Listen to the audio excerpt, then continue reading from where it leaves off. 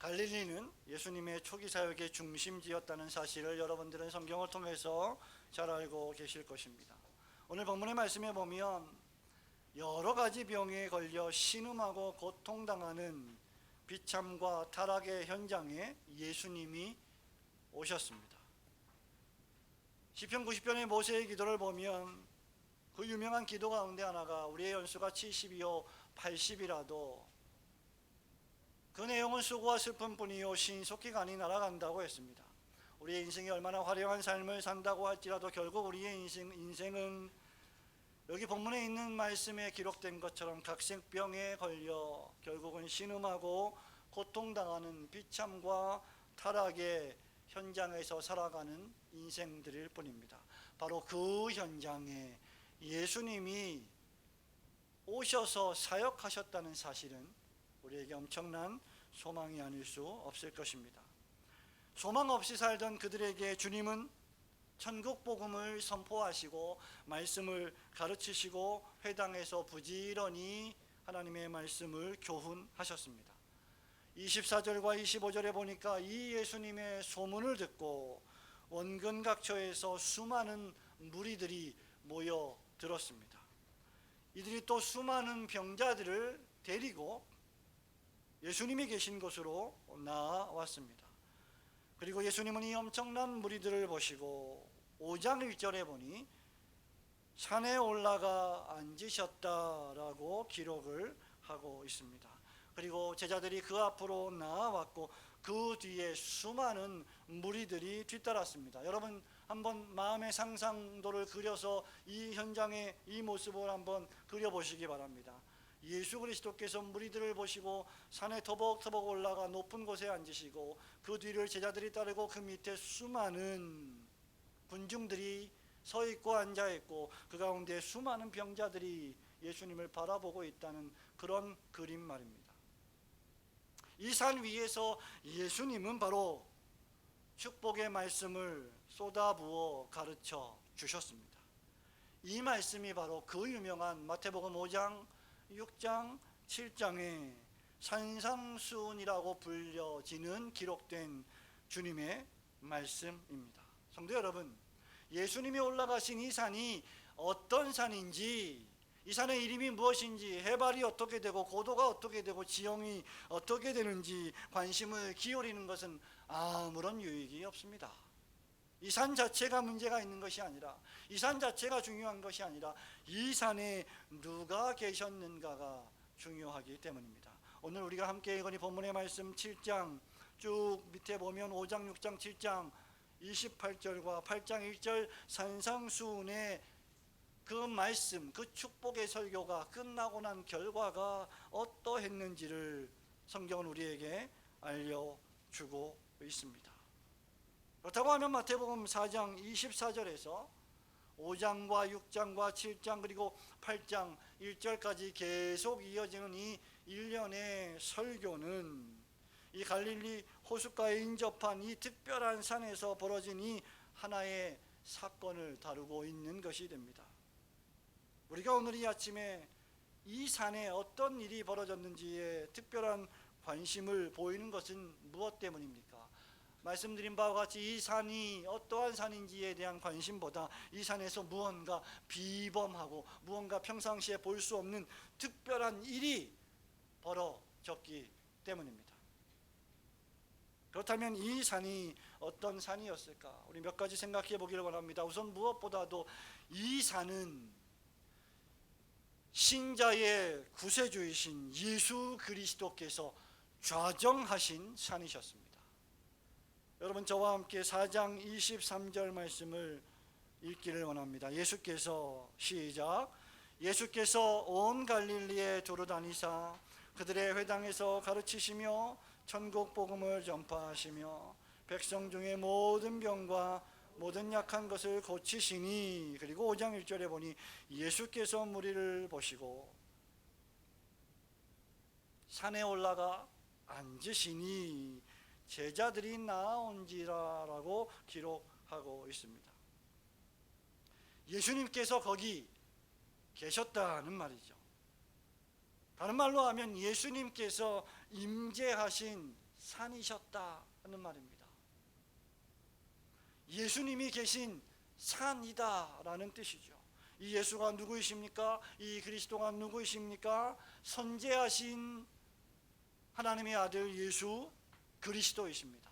독생자 예수 그리스도이십니다. 성부와 성령과 함께 창세전에 저와 여러분이 나기도 전에, 아니 세상이 지음을 받기도 전에 계셨던 예수 그리스도, 그분이십니다. 그리고 마침내 때가 참에 하나님이 그 아들을 이 세상에 보내사 육신의 몸을 입게 하시고 세상의 모든 죄를 지고 가시려고 마리아를 통하여 성령으로 잉태되어 화육강세하신 하나님의 어린 양 예수 그리스도이십니다. 그러므로 이분은 보통 분이 아니시지요. 한 손으로는 하나님의 손을 붙잡고 또 한 손으로는 죄인의 손을 붙잡고 저와 여러분의 손을 붙잡고 골고다 언덕 십자가 위에서 하나님께서 자기에게 주신 백성들을 위하여 심장이 파열되실 우리의 구세주이셨습니다. 이 예수께서 갈릴리에 두루 다니시며 회당에서 가르치셨습니다. 전국 복음을 전파하셨습니다. 백성 중에 모든 병을 보셨고 약한 자들을 보셨고 그것을 사랑으로 어루만져 주시고 고쳐주신 분이십니다. 여러분과 저를 너무나도 사랑하셔서 이 모양 저 모양으로 늘 돌보아 주셨던 분이십니다. 성부 하나님과 우리를 구원하실 언약을 맺으시고 우리 죄를 속가하시기 위하여, 즉 값을 치르시고 우리의 죄를 용서하시고 우리를 사주실 그 일을 위하여 이 타락의 현장에 오실 이유가 없으셨음에도 불구하고 자원하여 이 세상에 오셔서 생명을 버리신 구주 예수 그리스도이십니다. 이분이 바로 나의 사랑, 나의 신부, 나의 신랑, 교회의 신랑, 우리는 그분의 신부가 되는, 그래서 그분만을 의지하게 되는 성도들의 영원한 신랑이십니다. 바로 성도의 구주, 성도의 사랑, 성도의 생명, 성도의 신랑 되신 예수께서 거기 좌정하신 산이셨습니다. 성도 여러분, 마태복음 5장 3절부터 그 유명한 산상수훈의 말씀이 시작이 됩니다. 심령이 가난한 자는 복이 있다. 천국이 그들의 것이다. 애통하는 자는 복이 있다. 온유한 자는 복이 있다. 의에 줄이고 목마른 자는 복이 있다. 긍휼히 여기는 자는 복이 있다. 마음이 정결한 자, 화평케 하는 자는 복이 있다. 의를 위하여 박해를 받는 자는 복이 있나니 천국이 그들의 것입니다. 나로 말미암아 너희를 욕하고 박해하고 거짓으로 너희를 거슬러 모든 악한 말을 할 때에는 너희에게 복이 있나니 기뻐하고 즐거워하라. 하늘에서 너희의 상이 큼이라. 너희 전에 있던 선지자들도 이같이 박해하였느니라. 그러므로 너희는 이렇게 살아가라고 주님이 가르치시고 권면하시고 명령하셨습니다. 성도 여러분, 저와 여러분이 사심없이 이 말씀을 읽을 때 이 말씀은 우리를 낙담시킵니다. 우리를 절망시킵니다. 왜냐하면 우리는 애통하지 않기 때문이죠. 우리는 온유하지 않기 때문입니다. 의에 줄이고 목마르지 않습니다. 세상의 것을 추구하지만 하늘의 것을, 천상의 것을 추구하지 않습니다. 긍휼히 여기는 마음이 없습니다. 화평하게 하는 마음도 없습니다. 우리의 속에는 악과 거짓과 악독이 가득해서 그 마음에 있는 것을 토해낼 뿐이라고 우리 주님 말씀하셨습니다. 그런데 어떻게 우리가 이 산상수훈의 말씀을 지키며 기뻐하고 즐거워할 수 있다는 말입니까? 이 말씀을 읽을 때마다 절망하지 않는다면 아직도 우리의 신앙의 수준은 대단히 낮은 것이라고 생각할 수 있을 것입니다. 그러나 반면에 이 산상수훈의 말씀은 우리를 고무시키고 우리를 격려하고 우리에게 소망을 주며 우리를 위로해 주시는 말씀입니다. 왜냐하면 그리스도 예수께서 이 모든 일들을 우리를 위하여 이루셨기 때문입니다. 그 일을 위하여 주 예수께서 갈릴리에 오셨기 때문입니다. 이 산에 오르사 천국 복음, 구원의 복음, 예수 그리스도를 믿는 믿음의 복음, 칭의의 복음을 선포해 주셨기 때문입니다. 누구든지 주를 믿는 자마다 산상수훈의 말씀을 기쁨으로 즐거워하며 지킬 수 있게 된 것입니다. 로이드 존스 목사님은 이 말씀을 읽을 때마다 이런 말씀을 했다고 합니다. 오직 내가 이 말씀을 읽을 때마다 믿음으로 말미암는 칭의 교리를 알지 못했다면 저는 산상수훈의 말씀을 절대로 읽고 싶어 하지 않았을 것입니다. 여러분, 정말 그렇지 않습니까? 우리가 이대로 지키며 살 수 없는데 이 말씀을 읽는다면 그것은 우리의 양심을 옥죄는 말씀들이 될 것입니다. 그러나 이 일을 위하여 오셔서 이 일을 성취하신 그리스도 예수를 믿는 믿음으로 말미암아 우리가 의롭게 되었다는 사실을 깨닫는다면 이 말씀은 우리를 속박하는 말씀이 아니라 우리를 자유케 하는 말씀이 될 것입니다. 예수 그리스도 안에서 그분이 이루신 율법의 1.1획을, 그 승리를 우리는 믿음 안에서 지켜 나가는 것입니다. 그러므로 이 산이 왜 축복의 산입니까?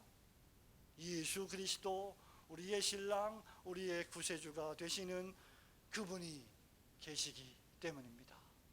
세상 대명천지에 여러분이 그 어떤 멋있고 아름다운 곳에 있다 할지라도 예수 그리스도가 거기 계시지 않는다면 그것은 지옥입니다.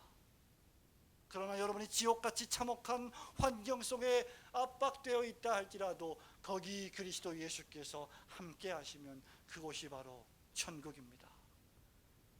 주님이 계시는 이 산에 부지런히 올라가시는 성도들이 되시기를 우리 주님의 이름으로 축원합니다. 두 번째로, 이 산은 어떤 산입니까? 이 산은 예수 그리스도의 구원의 말씀이 선포되어지는 산이었습니다. 우리 1절과 2절 말씀을 같이 읽어보겠습니다. 5장, 예수께서 시작. 예수께서 무리를 보시고 산에 올라가 앉으시니 제자들이 나아온지라 입을 열어 가르쳐 이르시되. 아멘. 여기 입을 열어 가르쳐 이르시되, 이 말은 구약 성경의 가라사대의 말씀을 생각나게 합니다. 하나님께서 말씀하시되, 예수께서 말씀하시되 이르시되의 의미이지요. 하나님은 어떻게 말씀하셨습니까? 구약에서 선지자들에게 그 입술에 말씀을 주셔서 선지자들을 통하여 여러 모양, 여러 상황, 여러 환경에서 여러 사람들에게 하나님의 계시의 말씀을 전달해 주셨습니다. 그리고 신약 시대의 이 모든 날 마지막 날에 히브리서 1장 1절에 보니 예수 그리스도를 통하여 우리에게 말씀해 주셨습니다. 그러므로 우리가 요한복음 강해에서 이미 잘 배운 것처럼 그리스도 예수는 로고스, 즉 하나님의 말씀이십니다. 계시의 절정이십니다. 구약 선지자들의 예언의 실체이십니다. 그리고 신약의 사도들이 그 예수 그리스도의 구원의 복음, 그분이 어떤 분이시고 그분이 우리를 위하여 무엇을 하셨는지를 계속하여 말씀해 주셨습니다. 현재 하나님께서는 성령님의 능력으로 우리에게 말씀하십니다. 기록된 구약과 신약 성경을 통하여 말씀하시고 매주일마다 강단에서 설교자의 입술을 통하여 천상의 강단에 있는 하나님의 말씀을 우리에게 들려주십니다. 매주일날 강단에서 울려 퍼지는 하나님의 말씀은 세상이 도무지 들을 수 없는 말씀이요, 세상에서 도무지 가르칠 수 없는 말씀이어야 합니다. 그것이 바로 성경입니다. 그것이 바로 선포입니다. 그것이 바로 설교입니다. 그렇다고 하면 이 가라사대는 어제나 오늘이나 영원토록 하나님의 말씀이 됩니다. 성도 여러분, 저와 여러분의 죽어버린 영혼을, 병에 걸린 영혼을 다시 살리는 유일한 치료책은 하나님의 말씀뿐입니다. 여러분이 하나님의 말씀만이 죽어가는 각색병에 걸린 병자들을 다시 살리셨습니다. 이 하나님의 말씀만이 죄인을 변하여 의인 되게 합니다. 세상의 책들은 여러분에게 입신양명하고 출세하고 돈을 잘 벌고 사업이 잘 되게 하며 세상에서 처세를 잘하게 해주는 그러한 지식들을 우리에게 제공하지만, 성경은 죄에 빠져 영원히 죽어버린 지옥 백성이 된 저와 여러분들을 하나님의 빛의 자녀로 천국 백성으로 바꾸어 주시는, 전 존재를 다시 살리시는 축복의 말씀입니다.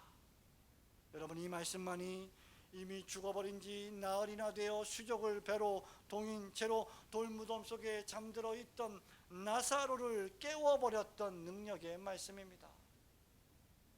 나사로야 나오라는 그 주님의 호출을 듣고 나오지 않을 피조물이 어디 있겠습니까? 요한복음 5장 39절에서 너희가 성경에서 영생을 얻는 줄 생각하고 이 성경을 상고하거니와 이 성경이 곧 내게 대하여 증거하는 것이니라고 우리 주님이 친히 말씀해 주셨습니다. 디모데후서 3장 14절은 또 내가 배우고 확신한 이라고 하라. 내가 위에서 배운 것을 알며 또 내가 어려서부터 성경을 알았나니 성경은 능히 너로 하여금 그리스도 예수 안에 있는 믿음으로 말미암아 그 다음 구원에 이르는 지혜가 있게 하느니라고 했습니다. 성도 여러분, 예수님은 이 말씀을 가지고 세상의 의사들이 고치지 못하여 그들의 명예가 손상되는 그러한 처절한 질병들을, 그 중병들을 모두 고쳐 주셨습니다. 아니, 말씀 한마디로 죽은 자를 살려 주셨습니다. 이 분이야말로 육신과 영혼의 진정한 의사이셨던 것입니다. 세상의 의사들은 여러분의 육신을 가까스로 살려놓지만 이 영혼의 의사는 죄로 죽어버린, 허물로 죽어버린 우리 전 존재를 다시 원기 회복시키시는 구주이심을 믿으시기를 주님의 이름으로 축원합니다. 이유는 예수께서 능력의 말씀을 우리에게 발하여 주셨기 때문입니다.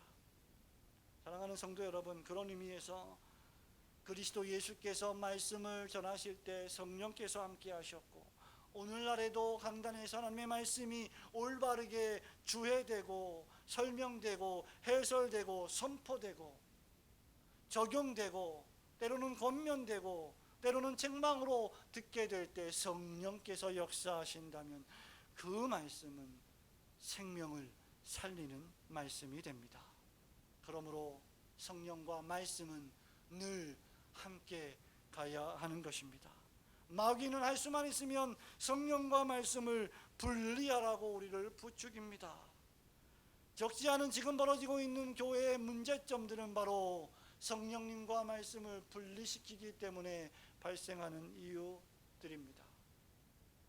말씀으로부터 성령님을 분리하면 그는 메마른 율법주의자가 됩니다. 그가 말하는 성경은 그저 죽은 활자가 될 것입니다. 반면에 말씀이 없는 성령님만 강조한다면 그는 말씀으로 그것이 성령의 역사인지 아니면 자기 자신의 생각인지 아니면 마귀의 역사인지 분별할 수 없을 정도의 이상한 순비주의자가 될 것입니다. 그렇게 되면 말씀을 남용하고 오용하게 되는 것입니다. 말씀이 얼마나 중요한지, 저와 여러분이 매일매일 매주마다 듣는 하나님의 말씀의 선포가 얼마나 중대한지 우리는 생각보다 더 깊이 생각을 해야 합니다. 이사야 40장 6절로 8절에 보면 우리 주님이 말씀하십니다. 여호와 하나님께서 말씀하십니다. 모든 육체는 풀이요 육체의 아름다움은 들의 꽃과 같으니라. 풀은 마르고 꽃은 시드나. 무슨 말입니까? 우리의 육체는 말라 비틀어지고 우리의 육체는 꽃처럼 시들어 버리지만 하나님의 말씀은 영영이 설 것입니다. 우리가 소망해야 할 것은 육체로 시들어가는 꽃과 풀이 아니라 영원히 우리를 살리는 하나님의 말씀이어야만 합니다. 여러분, 이 산이 왜 축복의 산입니까? 바로 이 산에서 하나님의 말씀이 선포되기 때문입니다. 우리 자녀된 여러분들이 개학을 했습니다. 드디어 학교에 갔습니다. 그러나 학교에서는 이러한 말씀을 들을 수가 없습니다. 칼빈이 왜 교회 밖에는, 키프리안의 말을 빌려서 교회 밖에는 구원이 없다라고 말했습니까? 바로 이 교회에서 구원의 복음의 말씀이 선포되기 때문입니다.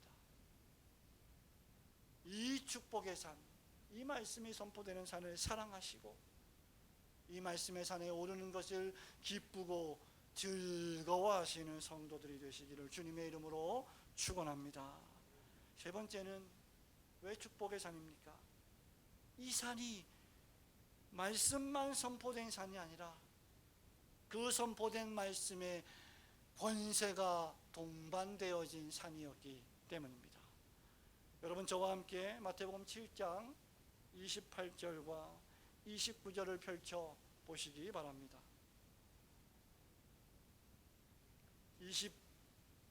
28절과 29절 말씀 함께 큰 소리로 읽습니다. 시작.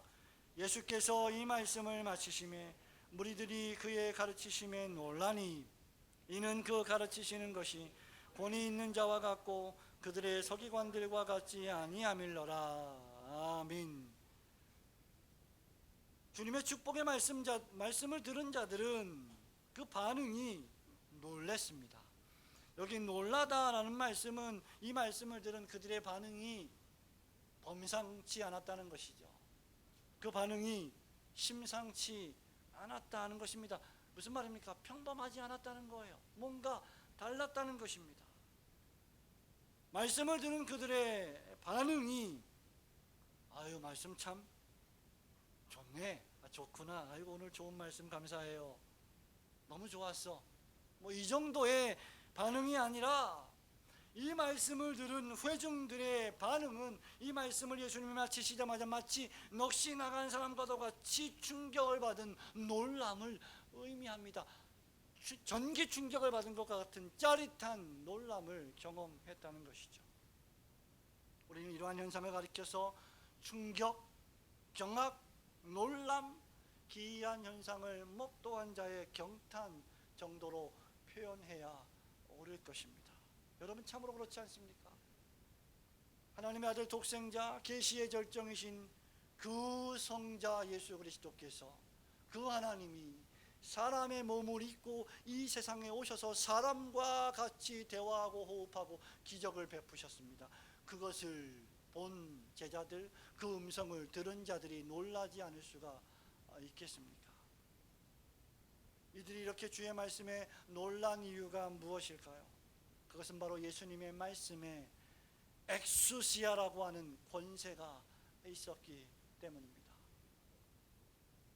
예수님 말씀 그 자체가 권세이지요, 권위이지요. 여러분, 말은 권위를 동반합니다. 말과 권위는 분리될 수가 없습니다. 그 권세가 크든 작든 없든 있든 권위는 거기에 존재하게 되어 있습니다. 그러나 주님은 권세 그 자체이시기 때문에 그분의 말씀도 하나님의 권세가 되는 것입니다. 그분 한번 말씀하시면 천하의 모든 것 망하게 되는 것입니다. 모든 것이 망하게 될지라도 그분이 한번 말씀하시면 그 모든 것이 흥하게 되는 것이 예수 그리스도의 음성이십니다. 예수님의 말씀 그 자체가 권세이시기 때문이죠. 예수님 자신이 하늘과 땅의 모든 권세를 소유하셨기 때문입니다. 예수님의 말씀에는 왜 능력이 있었을까? 이유는 영국의 주석가 윌리엄 핸드릭슨이 잘 말했듯이 예수님께서는 진리를 가르치셨기 때문에 저들이 놀랐다라고 주석하고 있습니다. 진리가 무엇입니까? 예수 자신이십니다. 예수님이 진리이시고 예수님이 권세이십니다. 저와 여러분의 말에 왜 권위가 없습니까? 우리는 진리가 아니기 때문입니다. 궁극적 진리의 기원은 예수뿐이십니다. 예수님의 삶과 죽음, 예수님의 구원과 영생에 대한 진리의 말씀은 저들을 놀라게 하기에 충분했고, 오늘 21세기를 살아가는 우리를 놀라게 하기에도 충분해야 합니다. 예수님의 가르침은 여러분들이 TV에서 종종 볼 수 있는 연설도 아니고, 도덕적 강화도 아니고, 정치적 쇼맨십도 아닙니다. 한두 달을 풍비하고 사라질 유명 강사의 강의도 결코 아닙니다. 예수님의 말씀은 죽어버린 생명을 다시 살리시는 천국 복음에 관한 것이었습니다. 예수님의 말씀은 이 지상에서 어떻게 하면 더 잘 살아볼까, 육체에만 관심을 가지고 있는 우리의 시선을 열어서 죽어버린 시력을 살려서 하늘의 것을 소망하게 만드는 말씀이었습니다. 예수님의 가라사대의 말씀은 사람의 영원의 문제를 상대한 말씀이셨기 때문입니다. 그래서 이 말씀을 선포했을 때 저희가 놀랐습니다. 이것이 가라사대의 위력입니다. 이것이 가라사대의 능력입니다. 이것이 이르시되의 권세입니다. 이것이 복음이요, 이 복음의 정체가 바로 예수 그리스도 자신이셨기 때문입니다. 성도 여러분, 신앙의 싸움은 바로 이 싸움입니다. 현대인들은 21세기 첨단 과학 문명의 시대를 살아가는 저와 여러분의 시대는 인간의 이성을 하나님의 권위의 자리에 올려놓아 버렸습니다. 그러나 우리 인간의 이성은 참된 권위가 되지 않습니다. 만일 인간의 이성이 진정한 권위가 된다면 저와 여러분이 각자 자신의 이성을 본좌에 올려놓을 것이기 때문에 거기에는 케오스, 혼돈만 있을 것입니다.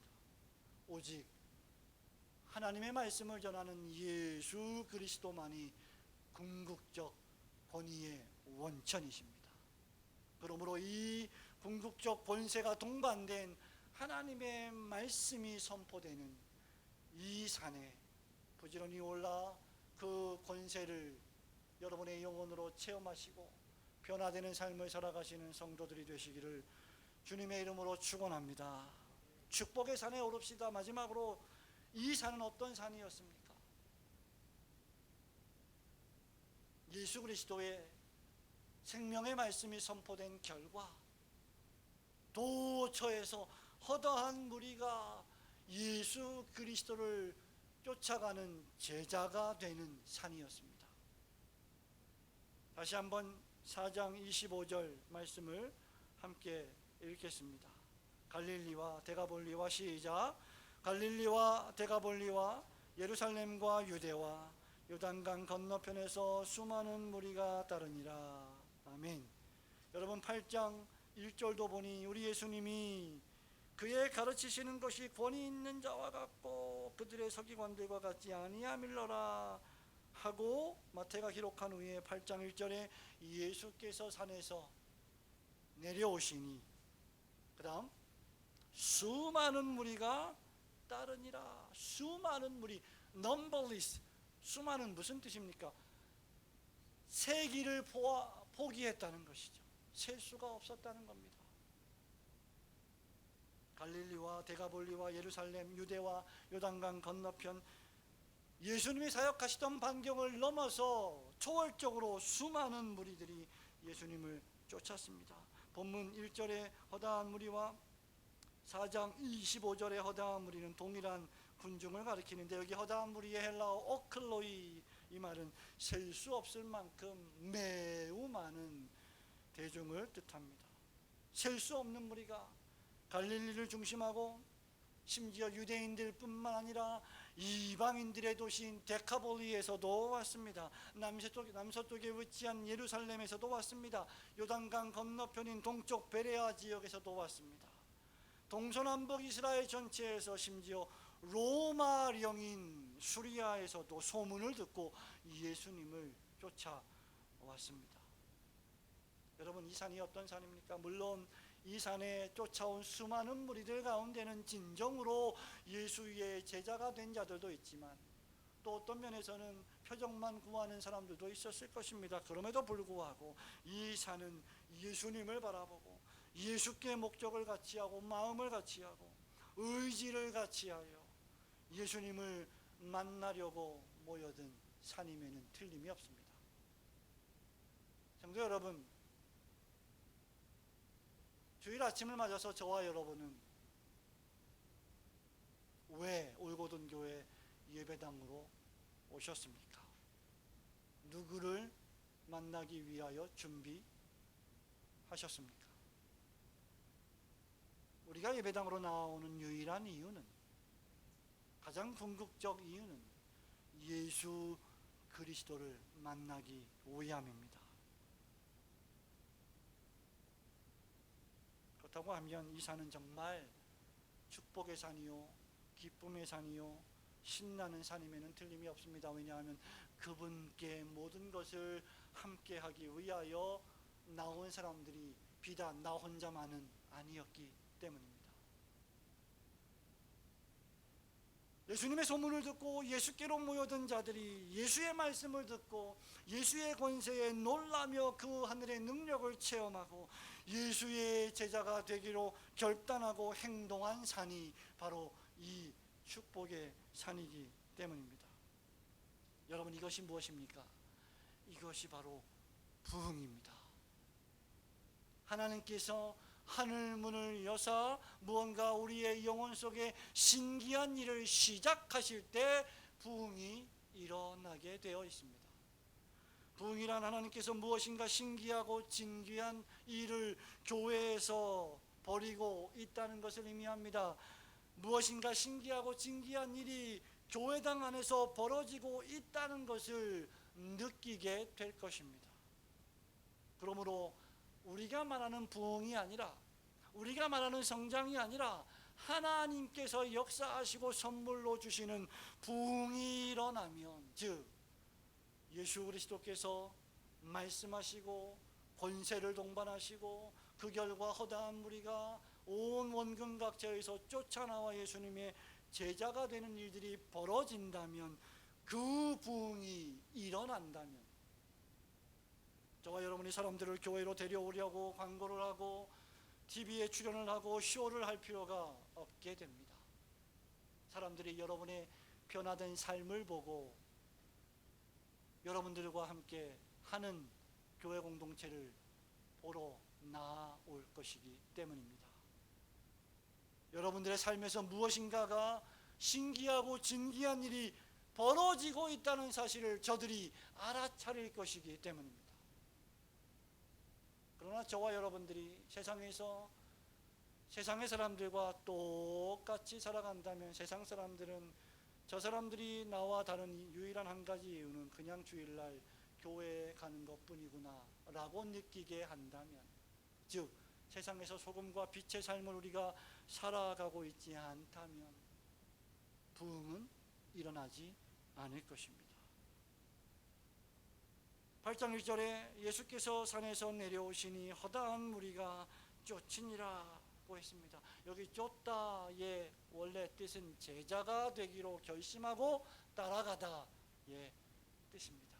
그것이 누구를 쫓아간다는 의미 아니겠습니까? 여러분의 인생을 살면서 어떤 스승을 쫓아간다, 그 말은 그의 제자가 되겠다는 뜻입니다. 산에 오른 결과 예수님을 만나고 교회라고 하는 이 축복의 산에 올라온 결과 예수님의 말씀을 듣게 되고, 친구의 손에 끌려왔든지 가족의 손에 이끌려왔든지 하나님의 섭리 가운데 교회라고 하는 이 영적인 산에 올라와 그 예수 그리스도의 말씀을 듣고 성령님의 중생시키시는 권세에 놀라게 되면 그는 누가 시키지 않아도 예수 그리스도의 제자가 되려고 할 것입니다. 여러분, 그 증거가 우리 교회에서 벌어지고 있지 않습니까? 사랑하는 성도 여러분, 말씀을 맺습니다. 이 산이 오늘 우리에게 주는 교훈이 무엇입니까? 저와 여러분은 예수님을 만나기 위해, 예수님의 권세를 경험하기 위해 무슨 특별한 지리산이나 계룡산이나 속리산에 올라가야 한다는 말입니까? 그렇지 않지요. 오늘날 우리에게 이 산은 무엇입니까? 하나님께서 우리 모든 하나님의 백성들의 가족을 한 가족으로 묶어주신 교회 공동체, 이것이 바로 하나님의 축복의 산입니다. 예수 그리스도의 몸이신 교회입니다. 예수님이 그 가운데 좌정하시사 주인 되시는 교회입니다. 예수 그리스도의 신실한 말씀이 설교자에 의하여 성실하게 선포된 결과 권세가 계시되고 성도들의 삶이 변화되고 성도들의 결단이 일어나는 축복의 산, 그곳이 바로 교회입니다.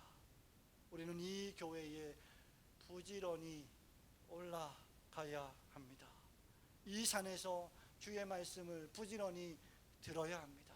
그 말씀을 가지고 우리의 삶을 변화시켜야 합니다.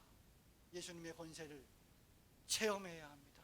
그렇지 않다면 저와 여러분의 삶은 한낱 종교인의 외식적인 삶이 될 가능성이 클 것입니다. 우리가 이 산을 오르는 이유가 무엇일까요? 여러분 가끔 등산을 하시지 않습니까?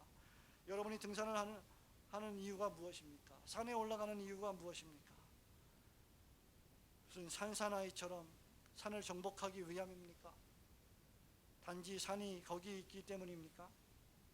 우리가 산을 오르는 한 가지 이유, 유일한 이유는 우리의 사랑이신, 우리의 신랑 되신 그리스도가 거기 계시기 때문입니다. 우리가 올고든 교회에 매 주일마다 오르는 이유는 그곳에서 집합적으로 공동체적으로 하나님의 말씀이 선포되기 때문입니다. 그 말씀에 성령이 역사하시면 특별한 권세가 내 영혼에 체험되어질 것이기 때문입니다. 그 결과 그 권세에 압도당한 성도들은 결단할 것이고 헌신할 것이고 봉사할 것이기 때문입니다. 무엇보다도 우리가 이 산에 오르는 이유는 그것이 하나님의 계시된 말씀의 명령이기 때문입니다. 너희는 종말이 가까울수록 모이기를 패하는 어떤 자들의 습관과 같이 하지 말고 더욱 모이기에 힘쓰라 라고 말씀하고 계십니다. 사랑하는 모든 성도 여러분, 우리 모두 축복의 산인 올고든 교회의 산에 오르시기를 소망합니다. 성도의 사랑, 성도의 신랑 예수가 계신 산에 함께 오르십시다. 지난 6년 동안도 그러했지만 앞으로 또 몇 년이 될지 모르지만 우리의 처소가 어떻게 바뀔지 모르지만 그곳에 계속 오르십시다. 여러분의 자녀를 데려오십시오. 여러분의 아내와 남편을 데려오십시오. 여러분의 친구를 데려오십시오. 우리 아이들에게 이 축복의 영적인 산에 어떻게 올라가는 그 방법을, 어떻게 올라가야 하는지 그 법도를 가르쳐 주십시오. 여러분 주위에 쓸데없는 세상 것에 목숨 걸며 살아가는 그 각색병에 걸려 신음하는 자들에게 영원한 생명, 이 땅에서 기껏해야 7, 80, 100년 신음하며 죽어가는 생명이 아닌 하나님이 우리에게 불어넣어 주신 영원한 생명이 여기 있음을 알려주고 데려와서 이 산에서 결단하고 행동하며 우리 모두 그들과 함께 예수를 위해 사시기를 주님의 이름으로 축원합니다. 아멘.